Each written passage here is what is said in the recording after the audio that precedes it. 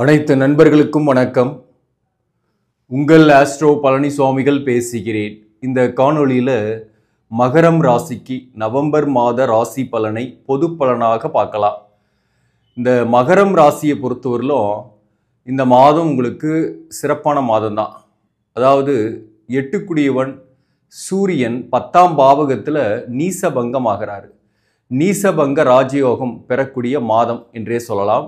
அதாவது எதிர்பார்க்காத விஷயங்கள் எதிர்பார்க்காத நேரத்தில் நடந்துடும். அல்லது ஆரம்பத்தில் சில விஷயங்கள் நடக்காமல் கஷ்டப்பட்டுக்கிட்டே இருந்தால் கூட, சில முயற்சிகள் தடைகள் ஏற்பட்டுக்கிட்டே இருந்தால் கூட, நீங்கள் தொடர்ந்து முயற்சி பண்ணுறீங்கன்னு வச்சிங்களேன், அந்த முயற்சி சக்ஸஸ் ஆகிடும். குறிப்பாக 8 10ஆம் பாவகத்தில் இருக்கிறது நீசபங்கமாகிறது. வேலை விஷயத்தில் வேலை தேடிட்டு இருக்கிறீங்க, ஒரு புதிய முயற்சி செஞ்சுட்டு இருக்கிறீங்க, அந்த முயற்சி கைகூடாமல் இழுத்துக்கிட்டே இருக்குனாக்க இந்த நவம்பர் மாதம் 11ஆம் தேதிக்கு பிறகு உங்களுக்கு சக்ஸஸ் ஆகிறதுக்கு நிறைய வாய்ப்பு இருக்குது. அதே போல் இந்த 10ஆம் அதிபதியாக வரக்கூடிய சுக்கிரன் இருப்பு நல்லா இருக்குது. ஆட்சி பெற்று 10ஆம் பாவகத்திலே இருக்கிறாரு. இந்த சுக்கிரன் 5ஆம் அதிபதியாகவும் வராரு. 5ஆம் அதிபதி ஆட்சி பெற்று இருக்கக்கூடிய இந்த காலகட்டம், குறிப்பாக சுக்கிரன் ஆட்சி பெற்று இருக்கக்கூடிய இந்த மாதத்தை பொறுத்தவரையிலும் கணவன் மனைவி உறவு நிலை மகிழ்ச்சியை தரும். பெரிய அளவுக்கு அந்யோன்யம் இல்லாமல் தனித்தனியாக இருக்கிறவங்க கூட ஏதோ ஒரு வகையில் ஒரு ஈர்ப்பு ஏற்படும் இருவருக்குள்ளும். அதே போல் உங்களை புரிந்து கொள்ளக்கூடிய வாழ்க்கை துணிவராக இந்த காலகட்டம் ஏற்படும். காதலில் இருக்கிறீங்க, காதலில் மனக்கசப்புகளோடு இருக்குது அப்படின்னா கூட அந்த மனக்கசப்புகள் நீங்கும். சில பேர் காதலில் கூட மனக்கசப்போடு கடந்த காலத்தில் பிரிந்து சேருவாங்களா மாட்டாங்களா அப்படின்ட்டு ஒரு கவலையோடு இருப்பீங்க. அந்த கவலைகள் தீரும். பிரிந்து போனவங்க உங்களை நோக்கி வரக்கூடிய வாய்ப்புகள் இந்த காலகட்டத்தில் உண்டு. ஏதோ ஒரு வகையில் சில பேருக்கெல்லாம் திருமணத்துக்காக வரன் பார்க்குறீங்கனாக்க எதிர்கால வாழ்க்கை துணைவரை சந்திக்கக்கூடிய வாய்ப்பு உண்டு.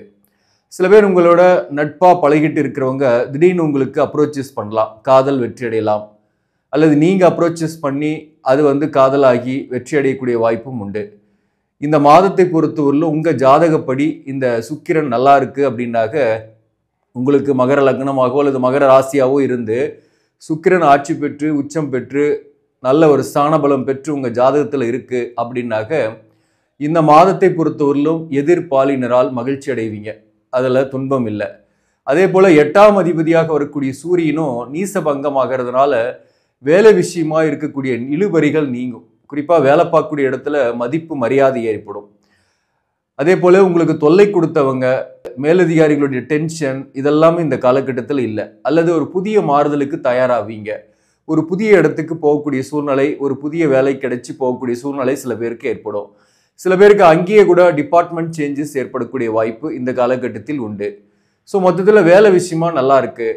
அதில் குறிப்பாக பார்த்தீங்கன்னா சுக்கிரனுடைய ஸ்டேட் இந்த மாதம் ஃபுல்லாகவே 10ஆம் இடத்துல ஆட்சி பெற்று இருக்கிறது நல்லா இருக்குது. சூரியன் முதல் 17 நாள் 10ஆம் பாவகத்தில் இருந்து திக் பலமாக இருப்பார். நீசபங்க ராஜயோகத்தை ஏற்படுத்துவார். அதே போல் 11ஆம் பாவகத்துக்கு நவம்பர் 17ஆம் தேதியிலிருந்து இருப்பார். 17ஆம் தேதியிலிருந்து சூரியன் 11ஆம் பாவகத்தில் இருக்கிறதும் நல்லது தான்.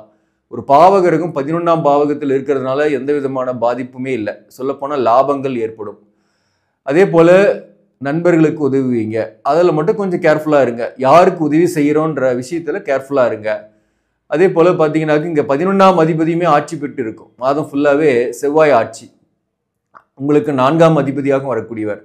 அந்த வகையில் இந்த காலகட்டத்தை பொறுத்தவரையிலும் வீடு நிலம் வாங்குறீங்க அல்லது வீடு கட்ட ஆரம்பிக்கிறீங்கன்னா அதற்கான வாய்ப்புகள் உண்டு. அதற்கு நீங்கள் முயற்சி செய்யலாம். சுக்கிரன் பலமாக இருக்குது, செவ்வாயும் பலமாக இருக்குன்னா அந்த ரியல் எஸ்டேட் சார்ந்த வேலைகளை இந்த நேரத்தில் செய்கிறீங்க அல்லது ரியல் எஸ்டேட் துறையில் இருக்கிறீங்கன்னா வருமானம் நல்லாவே இருக்கும். மேலும் இந்த காலகட்டத்தை பொறுத்தவரையிலும் சில பேருக்கு நல்ல ஒரு வீட்டுக்கு குடி போகக்கூடிய சூழ்நிலை வரும். வீடு மாற்றம் ஏற்படும். விரும்பத்தகாத குடி இருந்துக்கிட்டு கஷ்டப்படக்கூடிய சூழ்நிலைகள் மாறும். இந்த செவ்வாயும் 11ஆம் பாவகத்தில் இருக்கிறது. தாய்வழி உறவுகளால் இருந்து வந்த கருத்து வேறுபாடுகள் நீங்கும். ஆனால் உடல்நலத்தில் கொஞ்சம் கவனம் செலுத்திக்கணும். தாயாரின் உடல்நலத்தில் கவனம் செலுத்திக்கணும். அதே போல் லாபங்கள் ஏற்படும். சில நண்பர்களுடன் சில கருத்து வேறுபாடுகள் அதற்கப்புறம் தீரும். ஆனாலும் நண்பர்களாலும் இந்த காலகட்டத்தில் ஆதாயம், பொதுவாகவே உங்களால் நண்பர்களுக்கு ஆதாயம் ஏற்படும். அதுதான் குறிப்பாக சொல்லணும்னாக. அதே போல் இந்த நேரத்தில் தந்தையால் லாபங்கள், தந்தை வழி உறவுகளால் லாபங்கள் போன்றவை ஏற்படக்கூடிய வாய்ப்பு உண்டு. பூர்வீக சொத்து இருந்தாக அது உங்கள் கைக்கு வரலாம். அல்லது ஒரு புதிய சொத்து உங்கள் பேரில் வாங்கலாம். அந்த வகையில கூட இந்த காலகட்டம் உங்களுக்கு பாசிட்டிவான காலகட்டம் இந்த மாதத்தை பொறுத்தவரையிலும். அதே போல சூரியன் வந்து 11ஆம் பாவகத்துக்கு வரும்போதும் நல்லா தான் இருக்கு. செவ்வாயுடைய பலம் வந்து நல்லா இருக்கு. 11ஆம் பாவகத்திலே ஆட்சி பெற்று இருக்கிறதுனால இந்த வாழ்க்கை துணைவரை இழந்து அல்லது பிரிந்து தனித்து இருக்கக்கூடியவர்களுக்கு மறுமணம் போன்றவை முயற்சி பண்றீங்கன்னா மறுமணத்திற்கான வாய்ப்புகள் உண்டு. உங்களுக்கு சுத்தியே பார்த்தீங்கன்னாக்க ஒரு தெரிந்தவர் அல்லது உங்க வேலை பார்க்கக்கூடிய இடத்துலயே கூட ஒரு புதிய நபர் அல்லது உங்களோட பணிபுரியக்கூடிய நபரால உங்களுக்கு ஒரு காதல் ஏற்பட்டோ அல்லது ஒரு வகையில் அவங்க கிட்ட இருந்து ஒரு அப்ரோச்சஸ் வந்தோ அது வந்து மறுமணம் வரலும் போய் முடியக்கூடிய சூழ்நிலையும் இந்த காலகட்டத்தில் ஏற்படும். அதாவது வாழ்க்கை துணைவரை பிரிந்தவங்களுக்கு சொல்றேன். வாழ்க்கை துணைவரை பிரிந்தவர்கள் அல்லது இழந்தவர்களுக்கு இந்த மாதத்துல நீங்க சந்திக்கக்கூடிய ஒரு நபரால் உங்களுக்கு எதிர்காலத்தில் அவங்க பெரிய அளவுக்கு உங்களுக்கு சப்போர்ட்டா இருப்பாங்க அல்லது எதிர்கால வாழ்க்கை துணைவராக கூட இருக்கக்கூடிய வாய்ப்பு உண்டு. ஸோ அந்த வகையில இந்த மாதத்தை பொறுத்தவரை ஒரு புதிய நபரை சந்திப்பீங்க. அந்த சந்திப்புகள் மகிழ்ச்சியாக ஏற்படுத்தும். மேலும் இந்த குரு பகவானை பொறுத்தவரையிலும் 7ஆம் இடத்துல இருக்கு. இந்த மாதத்துல உச்சம் பெற்று குரு 7ஆம் இடத்துல இருக்கு. 12ஆம் அதிபதியாகவும் 3ஆம் அதிபதியாக வரக்கூடிய குரு 7ஆம் இடத்துல இருந்து உச்சம் பெற்று இருக்கிறது நல்லதுதான். சுப விரயங்கள் ஏற்படும். வாழ்க்கை துணை ஒரு வகையில சில செலவுகள் அது வந்து பாசிட்டிவான செலவாக தான் இருக்கும். அதே போல 7ஆம் இடத்துல குரு இருக்கிறதுனால கூட்டாளி கூட்டு தொழில் செய்யக்கூடியவர்கள் கூட்டாளியோட டாமினேஷன் அல்லது கூட்டாளியால பண விரயம் ஆகக்கூடிய வாய்ப்பு உண்டு அல்லது அவங்களுக்கு நீங்க செலவு பண்ணக்கூடிய வாய்ப்பு உண்டு. அதனால கணக்கு வழக்குகள் எல்லாம் கரெக்டா பார்த்து வச்சிங்க. குரு வந்து நல்லா இருக்கிறதுனால பொதுவாகவே பொருளாதாரம் நல்லா இருக்கும், பணவரவு நல்லா இருக்கும், விரயங்களும் ஆகும். அதே போல புத்திரபாக்கியம் இல்லாதவர்களுக்கு புத்திரபாக்கியம் கிடைக்கக்கூடிய வாய்ப்பு உண்டு. திருமணம் கைகூடி வரும். திருமணமே கூட சில பேருக்கு ஏற்படும்.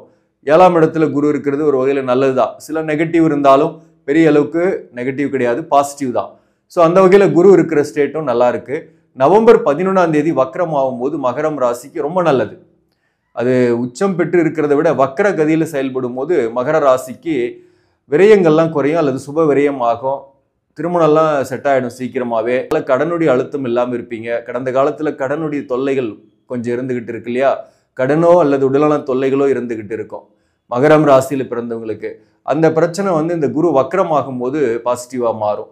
அதாவது நவம்பர் 11ஆம் தேதிக்கு பிறகு உங்களுக்கு கடன் பெரிய அளவுக்கு தொல்லை கொடுக்காது, உடலான பாதிப்பு பெரிய அளவுக்கு உங்களுக்கு தொல்லை கொடுக்காது, ஹாப்பியா இருக்க போறீங்க.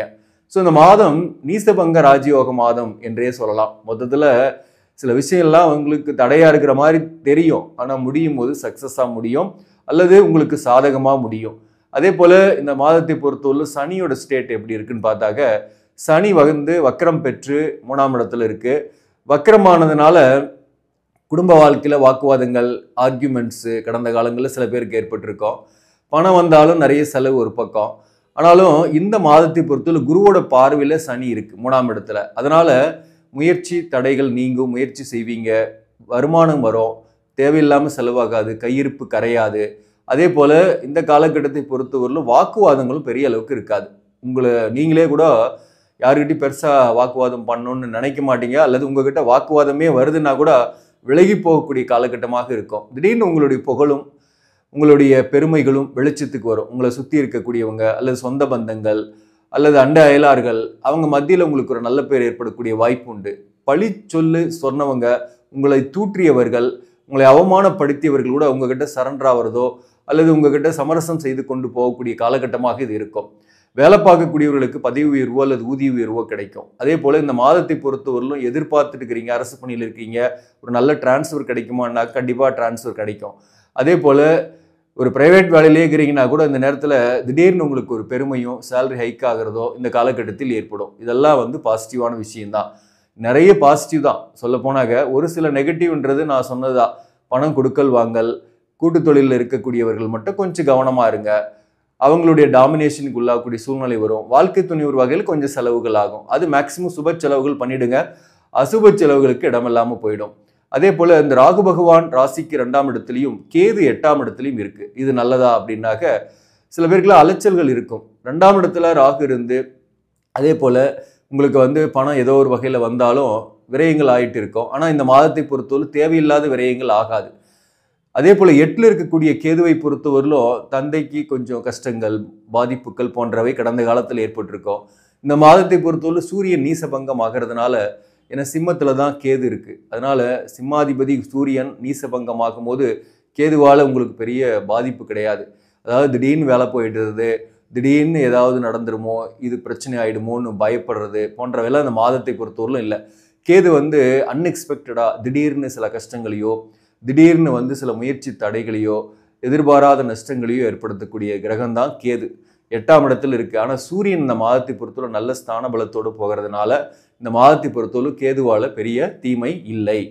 ராகுவால உங்களுக்கு நன்மை தான். ராகு 2ஆம் இடத்துல இருக்கிறதுனால வருமானம் வரும், செலவாகும். புதிய கடன் வாங்காமல் இருக்கிறதையே வச்சு வாழ கற்றுங்க. அதுவே உங்களுக்கு மிகப்பெரிய வெற்றியை கொடுக்கும். இந்த மாதத்தை பொறுத்தவரையிலும் திருவோணம் நட்சத்திரத்தில் பிறந்தவர்களுக்கு உடல்நல தொந்தரவு பாதிப்பு இல்லை. உங்களை சுற்றி ஒரு மதிப்பு மரியாதை இருக்கும். அதே போல் புதிய வேலை தேடுறீங்கன்னா வேலை வாய்ப்பு கிடைக்கும். சில பேருக்குலாம் திருமணம் ஆகாதவர்களுக்கு திருமணம் ஆகக்கூடிய வாய்ப்போ அல்லது திருமண பேச்சுக்கள் இல்லத்தில் நடக்கக்கூடிய வாய்ப்போ ஏற்படும். சில பேருக்கு காதல் ஏற்படும். எதிர்பாலினர் நட்பு அல்லது காதல் ஏற்படக்கூடிய வாய்ப்பு உண்டு. அதில் ஸ்ட்ராங்காக இறங்கக்கூடிய வாய்ப்பு கூட இந்த காலகட்டத்தில் இருக்கும். சில பேருக்கு பிரிந்து போன உறவு ஒன்று சேரக்கூடிய வாய்ப்பும் இந்த காலகட்டத்தில் உண்டு. நண்பர்களால் மட்டும் கொஞ்சம் மன கஷ்டங்கள், சில பிரச்சனைகள் பண விஷயத்தில் வரும். அதில் மட்டும் கொஞ்சம் கவனமாக இருங்க. திருவோணம் நட்சத்திரத்தில் பிறந்தவங்க. அவிட்டம் நட்சத்திரத்தில் பிறந்தவர்களை பொறுத்தவரையிலும் உடல்நல தொந்தரவு இல்லாமல் இருப்பீங்க. ஆரோக்கியம் மேம்படும். சரியான மருத்துவம் கிடைக்கும். அதே போல் உங்களுடைய தனிமையும் மாறும். கணவன் மனைவி பிரிஞ்சிருக்கீங்க, ஒரே வீட்டில் இருந்து தனித்தனியாக இருக்கீங்கன்னா ஒன்றா இருக்கக்கூடிய வாய்ப்புகள் ஏற்படும். அதே போல் சில பேருக்குலாம் தோஷம் இல்லாமல் பிரிஞ்சு வெவ்வேறு ஊரில் இருக்கீங்க அப்படின்னா கூட சேரக்கூடிய முயற்சிகளுக்கு கண்டிப்பாக வெற்றி உண்டு. இந்த காலகட்டத்தில் பிள்ளைகளால் கஷ்டங்கள் இல்லை, பிள்ளைகளால் பெருமைப்படுவீங்க. அவிட்டம் நட்சத்திரத்தில் பிறந்தவங்க. திருமணம் ஆகாதவர்களுக்கு திருமணம் ஆகக்கூடிய வாய்ப்பும், மறுமணம் ஆகாதவர்களுக்கு மறுமணத்திற்காக வரன் வர்றதோ அல்லது ஒருத்தரை சந்திக்கக்கூடிய வாய்ப்போ அவிட்டம் நட்சத்திரத்தில் பிறந்தவர்களுக்கு ஏற்படும். மேலும் உத்திராடம் நட்சத்திரத்தில் பிறந்தவர்களை பொறுத்தவரையிலும் கடனுடைய அழுத்தம் இல்லாமல் இருப்பீங்க. உடல்நல தொந்தரவும் பெருசாக பாதிக்காமல் இருப்பீங்க. இந்த உத்திராடம் நட்சத்திரத்தில் பிறந்தவர்களுக்கு வேலை உத்தியோகத்தில் நல்ல ஒரு மாற்றங்கள் ஏற்படும். அது முன்னேற்றத்தை கொடுக்கும்.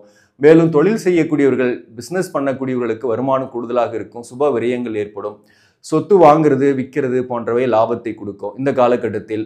அந்த வகையில் திருவோணம் உத்திராடம் நட்சத்திரத்தில் பிறந்தவர்களுக்கு சொத்துக்கள் கைமாறுதல்களால் நன்மை ஏற்படக்கூடிய வாய்ப்புகள் இந்த காலகட்டத்தில் உண்டு. மேலும் உத்திராடம் நட்சத்திரத்தில் பிறந்தவர்களுக்கு வாழ்க்கை துணையுடன் இருந்து வந்த கருத்து வேறுபாடுகள் பெரிய அளவுக்கு இல்லாமல் இருக்கும். அந்யோன்யமாக இருப்பீங்க. மகிழ்ச்சியாகவே இருக்கக்கூடிய காலம். சொல்லப்போனால் நல்ல தாம்பத்திய வாழ்க்கையும் மகிழ்ச்சியாகவே இருக்கும் இந்த காலகட்டத்தை பொறுத்தவரையிலும். இந்த மாதத்தை பொறுத்தவரையிலும் எந்தெந்த தொழிலெலாம் சிறப்பாக இருக்கும் அப்படின்னாக்க, அரசு பணியில் இருப்பவங்க, எலக்ட்ரிக்கல் எலக்ட்ரானிக்ஸு, கம்ப்யூட்டர் சார்ந்த துறை, ஆசிரியர் பணி மற்றும் நிர்வாகம், போக்குவரத்து, மின்சாரத்துறை, உணவு சார்ந்த துறை, ரியல் எஸ்டேட்டு, கட்டுமானம், கட்டிடவியல், இந்த துறைகளில் இருப்பவர்கள், விவசாயம் சார்ந்த தொழில் செய்யக்கூடியவர்கள், உணவு சார்ந்த தொழில் செய்யக்கூடியவர்கள், சேல்ஸ் அண்ட் மார்க்கெட்டிங் செய்யக்கூடியவர்களுக்கும் இந்த மாதம் சிறப்பான வருமானம் இருக்குது. அதே போல் நல்ல ஒரு இடமாற்றத்துக்காக முயற்சி பண்ணக்கூடியவர்களுக்கு நல்ல ஒரு இடமாற்றம் ஏற்படும். மொத்தத்தில் இந்த மாதம் ஒரு சிறப்பான மாதம் தான். இந்த மாதத்தில் வழிபட வேண்டிய தெய்வம் முருகன். முத்துக்குமரனை வழிபாடு செய்யுங்க. பழனி முருகனை வழிபாடு செய்யுங்க. அற்புதங்கள் நிகழும். ஆக நண்பர்களே, இந்த பதிவு உங்களுக்கு பிடிச்சிருந்தாக லைக் பண்ணுங்க. இதை மற்றவர்களுக்கும் ஷேர் பண்ணுங்க. இன்னும் நம்ம சேனலை சப்ஸ்கிரைப் பண்ணாமல் பார்க்குறவங்க சப்ஸ்கிரைப் பண்ணி கண்டினியூ பண்ணுங்க. இதன் மூலம் உங்களுக்கு ஒரு சரியான ஜோதிட தகவல்களும் ஆன்மீக தகவல்களும் கிடைக்கும். நன்றி, வணக்கம்.